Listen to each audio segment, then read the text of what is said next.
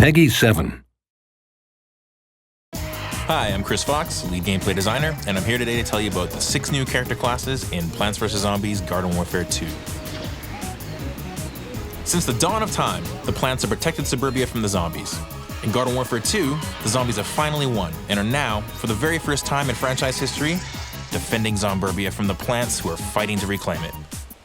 Now, this directly informed how we created the new character classes and their ability sets. Let's start with the crazy little zombie imp, and the reason we're in this mess to begin with. Dr. Zomboss was able to shift the tides of battle in his favor by weaponizing the imps with patented Z-Tech technology from the future.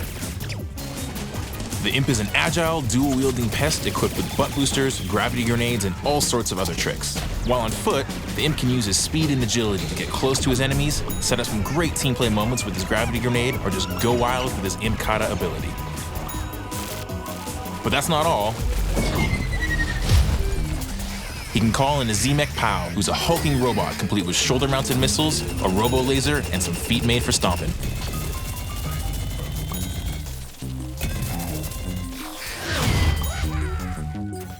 When the battle becomes too much for even the powerful Z-Mech, the imp has his explosive escape to fall back on, ejecting himself from the mech and triggering an explosion in the process.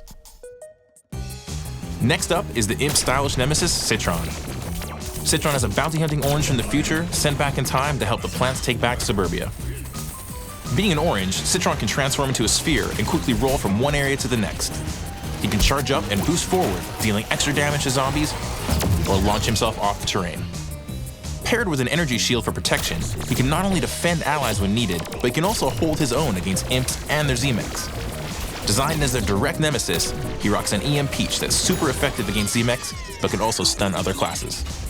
Back on the zombie team, we have the flashy superhero, Super Brains. Zomboss engineered him as the punchy powerhouse and PR rep for Z-Tech, complete with exceptional hair and a charismatic smile.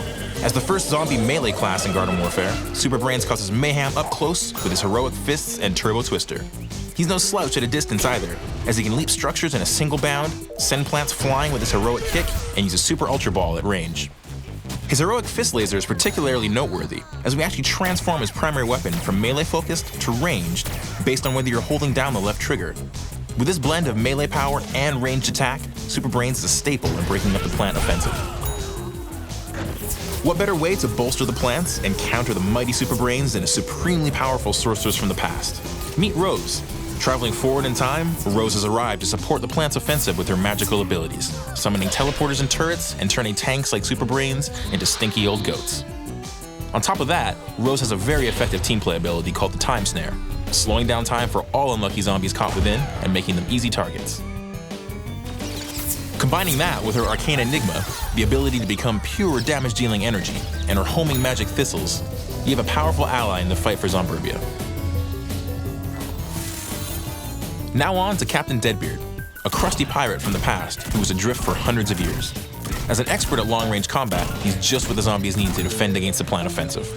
His primary weapon has 2 modes: his long-range spyglass shot, used to vanquish plants at a safe distance, and a slow-firing, short-range scurvy scatter shot.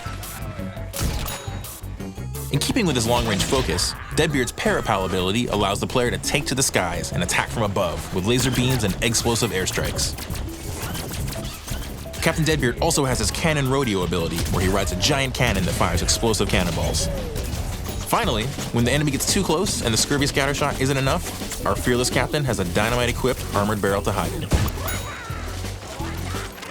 Last, we have the surly Colonel Korn, who wields dual cob busters and leads the plant offensive as the primary assault class. He's deceptively quick and has a high rate of fire, and he can launch his cogs like rockets when he needs to deal a lot of damage very quickly. His Huskop ability propels him into the air, allowing him to fire corn cobs from above. And if that's not enough, he can even call in a butter barrage airstrike by lobbing out a hot potato to mark the target zone. With the Colonel on their side, the plants stand a real chance in their battle for Zomburbia. With these 6 new character classes and their crazy new variants, we have something for everyone in the battle for Zomburbia.